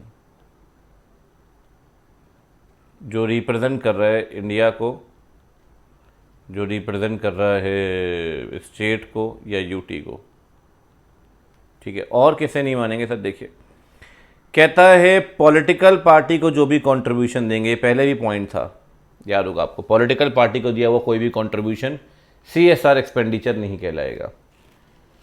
अगर सिर्फ एम्प्लॉय को बेनिफिट हो रहा है सर, ये पहले भी पॉइंट था, उसको CSR एक्सपेंडिचर नहीं मानेंगे। अगर कोई भी कंपनी कोई खर्चा करती है स्पॉन्सरशिप बेसिस पे, जिससे उसकी मार्केटिंग होती है, उसकी मार्केटिंग होती है, उसके प्रोडक्ट, उसके सर्विसेज की मार्केटिंग होती है, तो वो CSR एक्सपेंडिचर नहीं होगा। कि भला कर रहे हो, भले के साथ साथ अपनी मार्केटिंग कर रहे हो, तो ध्यान रखना, उसे CSR एक्सपेंडिचर नहीं मानेंगे। मतलब ये हो गया, एक तो पॉलिटिकल कंट्रीब्यूशन, सही बात है, and only for benefit of the employee, सही बात है, only for benefit of the employee, बिल्कुल ठीक बात है। और अगर स्पॉन्सरशिप में है, जो कहीं ना कहीं मार्केटिंग हो रही है कंपनी के उसके प्रोडक्ट या सर्विसेज की, मार्केटिंग ऑफ प्रोडक्ट और सर्विसेज, ठीक है सर, ठीक है। और अगला पॉइंट है, अगर कोई भी, पहले भी ये पॉइंट था, इसमें एज सच कोई अमेंडमेंट नहीं है, कि अगर हाँ कोई भी आप चीज़ करते हैं जो आपकी लीगल ड्यूटी के अंतर्गत है, जिसके लिए लॉ आपको बाउंड करता है, उसे CSR एक्सपेंडिचर नहीं मानेंगे। That will not be counted as CSR expenditure, जो आपकी लीगल ड्यूटी है, ठीक है ना, ठीक है सर, डन है। मैं आपको वैसे पढ़ा रहा हूँ जो सारे अमेंडमेंट्स आए हैं CSR के अंदर, काफ़ी सारे बता चुका हूँ, कुछ और भी बताऊँगा। CSR की डेफिनेशन बदल दी गई थी, तब उसमें ये तो बताऊँगा नहीं ना कि डेफिनेशन में क्या बदला है, कह रहे मैंने डेफिनेशन पूरी की पूरी पढ़ा दी, ठीक है, ठीक है सर। और 2-3 बातें आपको बताता हूँ, समझना। मैंने आपसे थोड़ी देर पहले ऑनगोइंग प्रोजेक्ट की बात की थी। ऑनगोइंग प्रोजेक्ट में क्या होता है सर, कुछ पैसा खर्च करते हैं, कुछ पैसा इस साल खर्च हुआ, कुछ अगले साल खर्च हुआ, कुछ अगले साल खर्च होगा। थोड़ा ध्यान से समझना मेरी बात, मैं क्या कह रहा हूँ। ऑनगोइंग प्रोजेक्ट की डेफिनेशन आई है, पहले नहीं थी। कहता है ये मल्टी ईयर प्रोजेक्ट होगा जो कंपनी अंडरटेक करेगी, मैक्सिमम 3 साल, ध्यान रखिए, मल्टी ईयर प्रोजेक्ट होगा लेकिन मैक्सिमम 3 साल, जिस साल में शुरू किया उसको छोड़कर। मतलब ये, अगर आपने 20-21 में शुरू किया है तो मैक्सिमम कहाँ तक जा सकता है, 21-22, 22-23 और 23-24, मैक्सिमम 3 साल तक ये जा सकता है। ये 1, ये 2, ये 3, मैक्सिमम 3 साल तक जा सकता है। ऑनगोइंग प्रोजेक्ट में क्या होता है यार, सीधी सिंपल सी बात है, वही बात है, कुछ खर्च किया, कुछ बच गया अनस्पेंड अकाउंट में, ठीक है ना।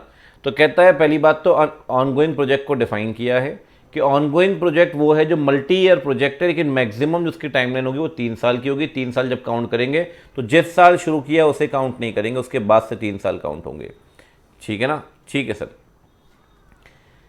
एक बात ध्यान रखिए सर, कई बार ऐसा भी तो हो सकता है कि प्रोजेक्ट शुरू किया 1 साल के लिए लेकिन एक्सटेंड होता चला गया, मतलब इनिशियली तो वो ऑनगोइंग नहीं था, लेकिन बाद में ऑनगोइंग हो गया, हाँ उसे भी माना जाएगा। जो इनिशियली तो मल्टी ईयर नहीं था लेकिन बाद में अप्रूव किया गया है, जिसकी ड्यूरेशन 1 साल से ऊपर चली गई,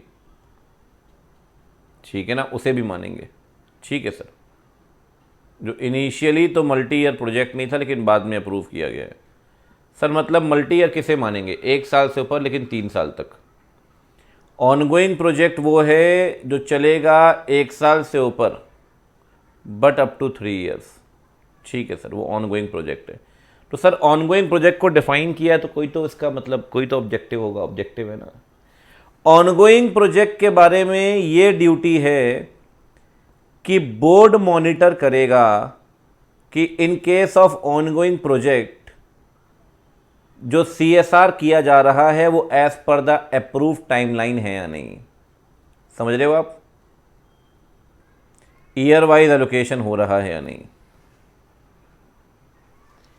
जो आपने टाइम लिमिट बताई थी कि भाई हम इतने साल में कर लेंगे, 2 साल 2.5 साल में कर लेंगे, तो as per the time limit project चल रहा है या नहीं। कि फॉर एग्जांपल हॉस्पिटल बन रहा है, स्कूल बन रहा है, 2 साल लग जाएंगे, 1.5 साल लग जाएंगे, जो भी आपने टाइमलाइन बताई है एज पर द टाइमलाइन वो चल रहा है या नहीं। ठीक है, वो इंश्योर करेगा, बोर्ड की जिम्मेदारी है। ठीक है सर। अच्छा एक बात और है, मैं आपको बताऊं, ठीक है बताता हूं क्या है। एक वर्ड और नया आया है, वो है एडमिनिस्ट्रेटिव ओवरहेड। ये क्या होता है सर? थोड़ा समझना बात को ध्यान से, ठीक है। इसकी भी एक नई डेफिनेशन आई है, मतलब सीएसआर की डेफिनेशन अमेंड हो गई, ऑनगोइंग प्रोजेक्ट की नई डेफिनेशन आई है, और एडमिनिस्ट्रेटिव ओवरहेड की नई डेफिनेशन आई जो पहले नहीं थी। क्या होता है सर? देखो ऐसा है, आप सीएसआर एक्सपेंडिचर करोगे, कुछ भी करोगे, एडमिनिस्ट्रेटिव खर्चे होते हैं सर। प्रिंटिंग स्टेशनरी है, बिजली पानी, छोटे मोटे खर्चे होते हैं, ये हर चीज़ में होते हैं। ऑफिस के रख रखाव के खर्चे हैं। कहता है वो खर्चा जो सीधे सीएसआर नहीं है। मेरी बात समझ रहे हो आप? अगर आप डिजास्टर मैनेजमेंट में, भूकंप आ गया कहीं, अर्थक्वेक आ गया कहीं, फ्लड आ गया, आप गरीब वहाँ पे लोगों की मदद कर रहे हैं, फूड पैकेट पहुँचा रहे हैं, वो सीएसआर एक्सपेंडिचर है। अब कितने फूड पैकेट पहुँचाए, क्या पहुँचाया, उसका हिसाब किताब, प्रिंटिंग होगी, स्टेशनरी मेंटेन करोगे। तो सर प्रिंटिंग स्टेशनरी ना एडमिनिस्ट्रेटिव ओवरहेड है। एक स्टाफ बैठाओगे वो पूरा हिसाब बनाएगा, उसकी सैलरी एडमिनिस्ट्रेटिव ओवरहेड है। जहाँ वो बैठेगा, बिजली का बिल आएगा 1,000 रुपये महीने का, वो एडमिनिस्ट्रेटिव ओवरहेड है। समझ रहे हो मेरी बात? फूड पैकेट बांटना सीएसआर एक्सपेंडिचर है, लेकिन हिसाब किताब बनाना, उस आदमी की सैलरी, वहाँ बिजली का जो खर्च हो रहा है, ये एडमिनिस्ट्रेटिव ओवरहेड है। एडमिनिस्ट्रेटिव ओवरहेड का मतलब है वो पैसा जो कंपनी खर्च करेगी for general management, for the administration of the CSR functions of the company. General management की सीएसआर है तो यार हिसाब किताब तो बनेगा, एक अकाउंटेंट तो बैठाना पड़ेगा, बिजली पानी के खर्चे तो जाएंगे। लेकिन कहता है एडमिनिस्ट्रेटिव ओवरहेड जो है, ध्यान रखना, वो डायरेक्टली सीएसआर को हिट नहीं करेगा। It will not directly incurred for the designing, implementation and monitoring and evaluation of the particular CSR project और प्रोग्राम। वो जनरल मैनेजमेंट में खर्च किए गए पैसे, उसका डायरेक्टली कोई प्रोग्राम और प्रोजेक्ट से कोई नाता नहीं है, कोई नाता नहीं है। अच्छा फूड पैकेट के लिए अगर पैकेट खरीदते हो तो वो सीएसआर है, लेकिन सर प्रिंटिंग स्टेशनरी ये कोई सीएसआर खर्चा थोड़ी है। मतलब हाँ हो तो सीएसआर के ले रहा है, लेकिन ये कहलाएगा एडमिनिस्ट्रेटिव ओवरहेड। तो सर क्या इसे सीएसआर नहीं मानेंगे? मानेंगे ना, क्यों नहीं मानेंगे? जो उस आदमी की सैलरी दोगे, बिजली पानी के खर्चे हैं, सब सीएसआर ही है, लेकिन एक लिमिट लगा दी। क्योंकि यहाँ ना लोग बहुत धांधली कर रहे थे, मैं आपको बता रहा हूँ, मैंने खुद पर्सनली देखा है। फर्जी स्टाफ बना दिए, 10 स्टाफ की सैलरी दिखा दी, रेंट दिखा दिया फर्जी। ये तो एडमिनिस्ट्रेटिव ओवरहेड ही हो गए ना, कि भाई हमने एक सीएसआर का डिपार्टमेंट बनाया है, वहाँ पे स्टाफ बैठते हैं, वहाँ का रेंटल है, सब फर्जी दिखा दिया आपने। अब लिमिट लगा दी सरकार ने। सरकार कहती है जी एडमिनिस्ट्रेटिव ओवरहेड मैक्सिमम होगा 5%। खेला हो गया सर, टोटल सीएसआर का 5%, टोटल सीएसआर का 5%। ठीक है ना? जो भी जनरल मैनेजमेंट में पैसा खर्च करोगे 5% से ऊपर नहीं होना चाहिए। ऑनगोइंग प्रोजेक्ट 1 से 3 साल, 3 साल से ऊपर नहीं होना चाहिए। और CSR में क्या क्या नहीं आएगा वो मैंने यहाँ लिख दिया है, ठीक है ना। ठीक है सर, डन है। डेफिनीशन तीनों कर ली है, एडमिनिस्ट्रेटिव ओवरहेड भी हो गई है, CSR की डेफिनीशन भी हो गई है, ऑनगोइंग प्रोजेक्ट भी हो गई। चलिए अब कुछ और नई बातें हैं वो कर लेते हैं, ठीक है। क्या नई बातें हैं सर वो बताइए। देखो थोड़ा बहुत बदलाव है CSR एक्टिविटीज़ में। क्या बदलाव है समझना। कहता है जो भी एजेंसीज हैं, आपने पढ़ा होगा, आपको पहले भी पता होगा, ये अमेंडमेंट से पहले का भी पॉइंट है कि CSR की इम्प्लीमेंटेशन एजेंसीज हो सकती हैं, या तो वह एंटिटी की खुद की होगी या बाहर लोग बैठे हुए हैं जो समाज सेवा का काम करेंगे, है ना। CSR इम्प्लीमेंटेशन जो एजेंसीज हैं, इन्हें अपने आप को रजिस्टर करवाना पड़ेगा MCA के पास 1 अप्रैल 21, हाँ वेरी इफेक्टिव फ्रॉम, और वहाँ से लेना पड़ेगा एक CSR रजिस्ट्रेशन नंबर, फर्जीवाड़ा ख़त्म करने के लिए। सर मैं मेन बैच के अंदर अक्सर कहता हूँ बहुत फर्जी हो रहा है सर काम, फर्जी संस्थाएं बनाई गई हैं, फर्जी CSR खर्चा हो रहा है, उस सबको रोकने के लिए हर एक इम्प्लीमेंटेशन एजेंसी को अपना CSR रजिस्ट्रेशन करवाना पड़ेगा, ठीक है ना। हाँ वो कैसे होगा रजिस्ट्रेशन, CSR 1 एक फॉर्म नंबर है, वो फाइल करना पड़ेगा, उसे सर्टिफाई करेगा CS, CA या CMA, और जैसे ही वो सबमिट होगा, ठीक है ना, CSR रजिस्ट्रेशन नंबर मिल जाएगा। बढ़िया है सर। मतलब 1 अप्रैल 21 से आपको अपने आप को रजिस्टर करवाना पड़ेगा, CSR 1 फाइल करिए, CS और CMA से कोई भी अटेस्ट करेगा, आपको CSR का रजिस्ट्रेशन नंबर मिल जाएगा। और एक बात ध्यान रखिए, CFO सर्टिफिकेशन ज़रूरी होगा सर यूटिलाइजेशन के लिए। अब से जो भी पैसा खर्च कर रहे हैं CFO सर्टिफाई करेगा वो पैसा as per the CSR policy खर्च हो रहा है। जो आपका चीफ फाइनेंशियल ऑफिसर है वो ये बताएगा, सर्टिफाई करेगा अब से कि जो पैसा खर्च हो रहा है as per the CSR policy है। अगर नहीं हुआ तो CFO के ऊपर पेनल्टी आ जाएगी सर। गेम तो है, गेम तो है। मैंने क्या किया मैं आपको बताऊं, रूल बहुत लंबा चौड़ा है। मैंने ना पहले पूरी रूल को समराइज करके सिस्टमेटिकली बिल्कुल समरी बनाकर आपके सामने रखी है। इसमें कुछ भी नोट करने की ज़रूरत नहीं है, ये अपने आप ही समरी है। अगर आप एक बार रूल पढ़ के देखना आपकी आत्मा मस्त हो जाएगी कि रूल में क्या कंटेंट दिया और हम समराइज कैसे लेकर चल रहे हैं, ठीक है ना। एक और अमेंडमेंट आया है जी, कहता है CSR कमेटी अब एनुअल CSR प्लान बनाएगी। एक तो CSR का रजिस्ट्रेशन पढ़ा आपने, एक नया कंसेप्ट आया है CSR प्लान होगा। मतलब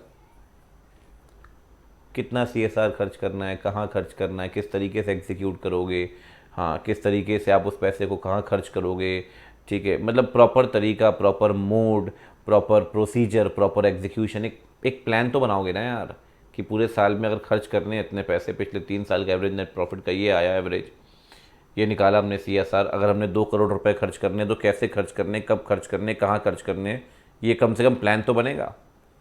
क्या बताओगे सर प्लान में, मैं आपको बताता हूँ। प्लान में आप बताओ कि कौन कौन सी आपकी CSR प्रोजेक्ट होंगे, सबसे पहली बात, ठीक है। किस तरीके से एग्जीक्यूट करोगे, ठीक है। कहाँ कहाँ पैसा खर्च करोगे, ठीक है। कब कब खर्च करोगे, ठीक है। जो पैसा खर्च किया गया उसकी मॉनिटरिंग कैसे होगी, ठीक है। कुल मिला के कितने पॉइंट हो गए सर, कौन कौन से प्रोजेक्ट हैं, किस तरीके से एग्जीक्यूट करोगे, पैसा कहाँ कहाँ खर्च होगा, कब कब इम्प्लीमेंट करोगे, और मॉनिटरिंग कैसे होगी। ये एनुअल CSR प्लान जो है ये CSR कमेटी बनाएगी सर, मैंडेटरी है। और ये एनुअल CSR प्लान आपकी CSR पॉलिसी का पार्ट बनेगा और as per the CSR policy होगा, और CSR कमेटी बना के रेकमेंड करेगी आगे CSR बोर्ड को। CSR कमेटी बनाएगी और बोर्ड को रेकमेंड करेगी एनुअल CSR प्लान। क्या क्या आएगा वो आपके सामने है। CSR प्रोजेक्ट है, मैनर ऑफ एग्जीक्यूशन है, modalities of utilization of funds हैं, इम्प्लीमेंटेशन स्केड्यूल्स हैं, ये सारी चीज़ें हैं, ठीक है ना जी। बढ़िया सर, कोई दिक्कत नहीं है।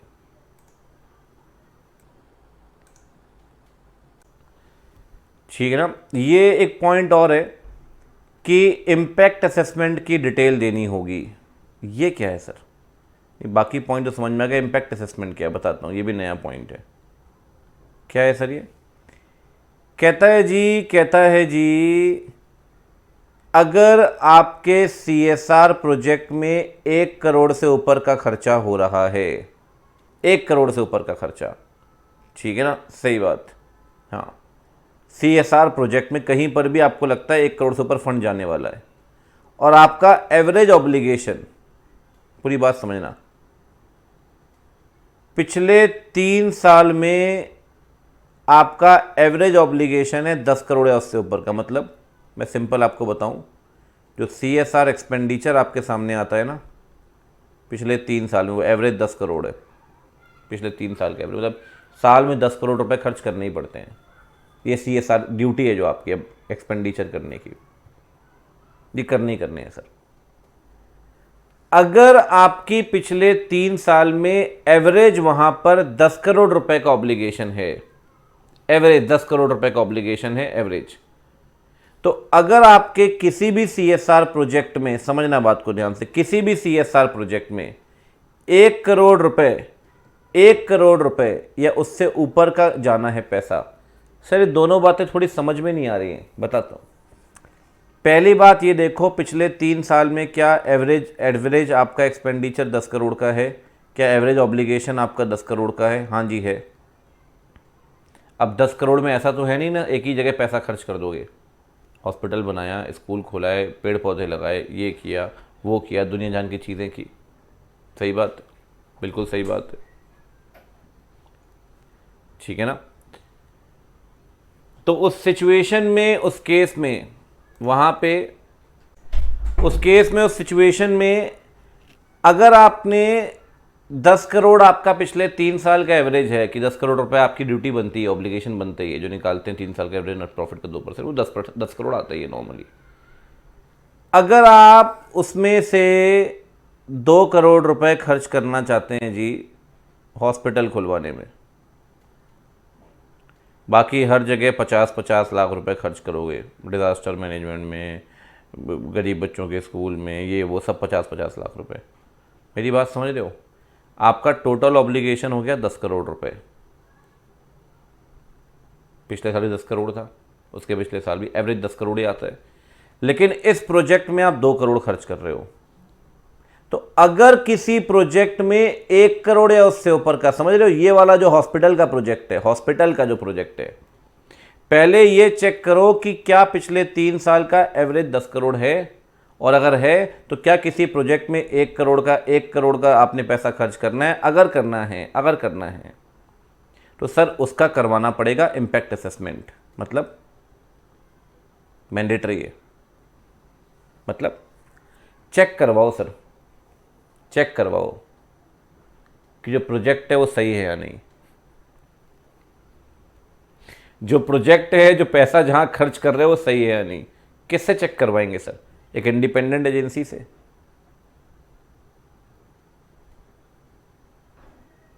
जिसके पास कम से कम, हाँ ध्यान रखना, 1 साल कंप्लीट किए होंगे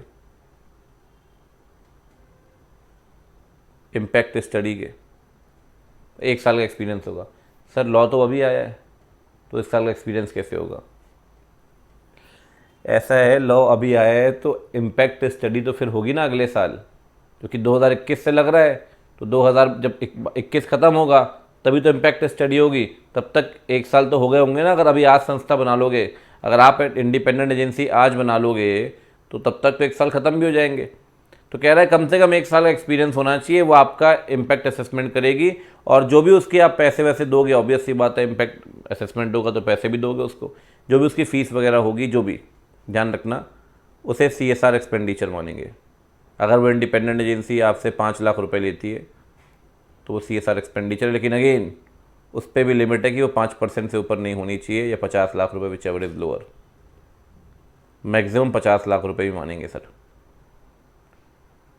समझ रहे हो आप? एक तो एडमिनिस्ट्रेटिव ओवरहेड 5% से ऊपर नहीं होने चाहिए, और इम्पैक्ट असेसमेंट पे जो कैसा खर्च करोगे वो 5% या 50 लाख रुपए विच एवर इज लोअर, उससे ऊपर नहीं होना चाहिए। मतलब फॉर एग्जांपल आपका CSR एक्सपेंडिचर है 1 करोड़, 1 करोड़ का 5%, 5 लाख, 5 लाख और 50 lakh which ever is lower, 5 lakh से ऊपर नहीं होना चाहिए इस केस में।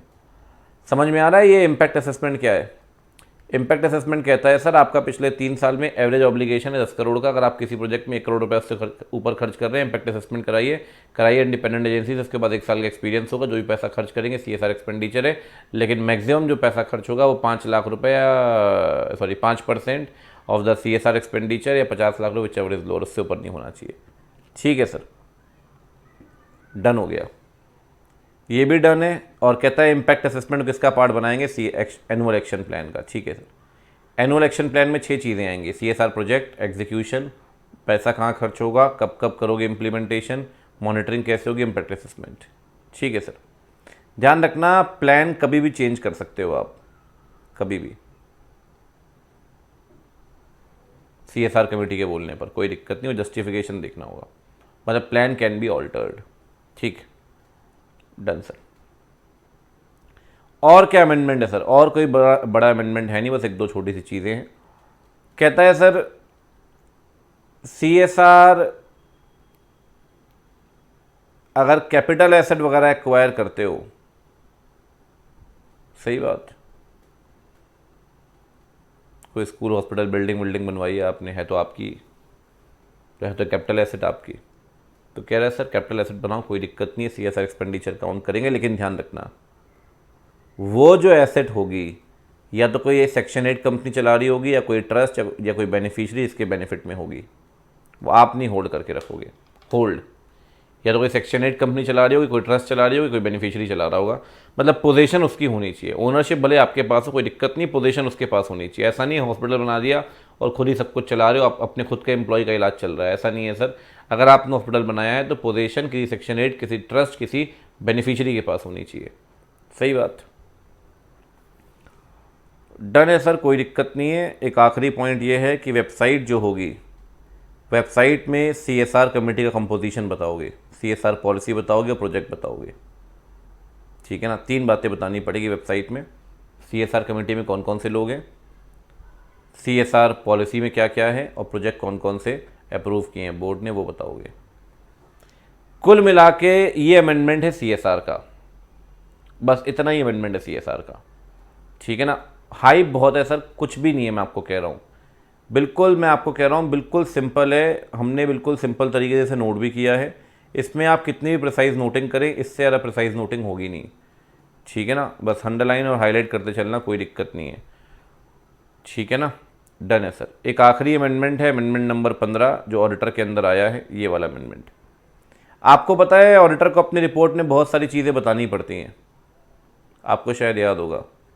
मैं जनरली कहता हूँ ABCDEF, कंप्लाइंस किया अकाउंटिंग स्टैंडर्ड का, याद करो ज़रा, प्रॉपर बुक्स ऑफ अकाउंट्स बनाई गई हैं, ब्रांच ऑडिटर ने रिपोर्ट भेजी है यानी, consistent adequate internal financial control है यानी, डायरेक्टर डिस्क्वालीफाइड है यानी, एक्सप्लेनेशन इन्फॉर्मेशन मिला है यानी, फाइनेंशियल ट्रांजेक्शन इसका एडवर्स इफेक्ट है वो आप बताओगे।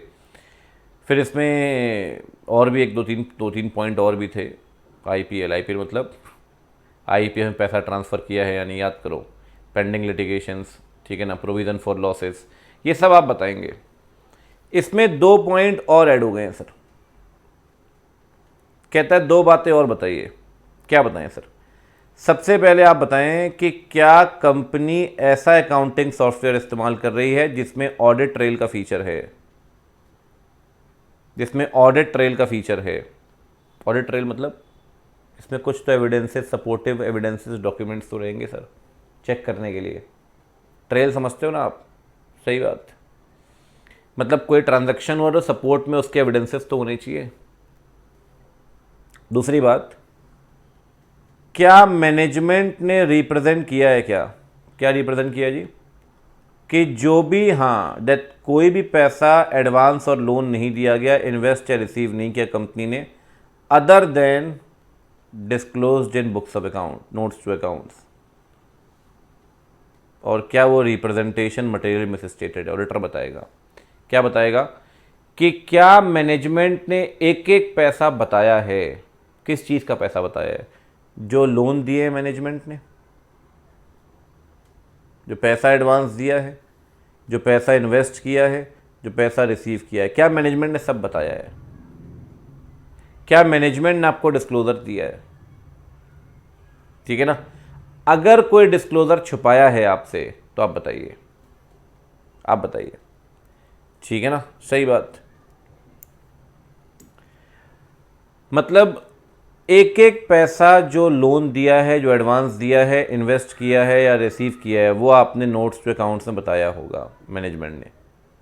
अगर नोट्स टू अकाउंट में कोई पैसा नहीं बताया अदर देन डिस्क्लोज्ड, तो ऑडिटर उसे यहाँ बताएगा ऑडिट रिपोर्ट के अंदर। ऑडिट रिपोर्ट में दो बातें बतानी है, क्या कंपनी अकाउंटिंग सॉफ्टवेयर वो इस्तेमाल करी इसमें ऑडिट ट्रेल होगी, और क्या मैनेजमेंट ने नोट्स में सारे पैसे बताए हैं। अगर कोई पैसा नहीं बताया आप उसे यहाँ बताइए, कौन सा पैसा जो आपने लोन दिया है, जो आपने एडवांस दिया है, जो आपने रिसीव किया है, ठीक है ना, वो कोई भी पैसा। ठीक है सर, ये एक अमेंडमेंट था, ये आखिरी अमेंडमेंट है। अच्छा, पेनाल्टी में कई सारे अमेंडमेंट है। देखो मैं एक बात आपको बोलूँगा, पेनाल्टी का अमेंडमेंट मैं आपको क्या ही पढ़ाऊँ सर, ठीक है। अभी पेनाल्टी में आप ये समझ लें कि अपने आप चीज़ें कवर्ड हैं। एक मिनट देना मुझे, मैं पेनाल्टी का अमेंडमेंट भी कवर कर लेता हूँ अभी आपके सामने। कवर तो क्या करना आपको बता देता हूँ, कोई दिक्कत नहीं है, ठीक है। एक मिनट रुको जी।